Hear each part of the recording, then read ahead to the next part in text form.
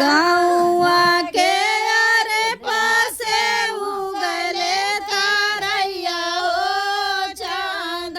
सूरज दोनों डगमग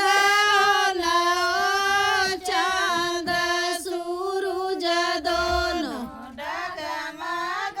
होला हो चांद सूरज दोनों डगमग होना हो चांद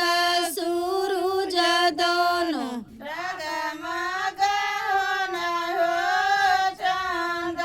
सूरज उआवा से दुल्हे दुल्हरू घोड़ा दौरा में हो जाई के खड़ा बइन सरऊ दुआरे हो जाई के ठड़ा बइन सरऊ दुआरे हो जाई के ठड़ा भइन अरे सरऊ दुआरे हो जाई के ठड़ा बइन सरऊ दुआरे हो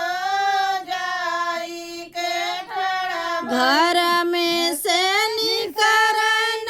सारा बढ़ैता हो कवने जरूर जीजा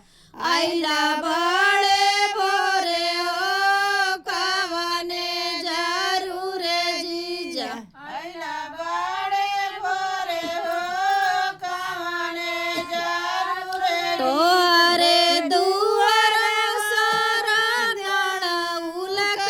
फूल हो फूलवा जरूर हम आईनी बा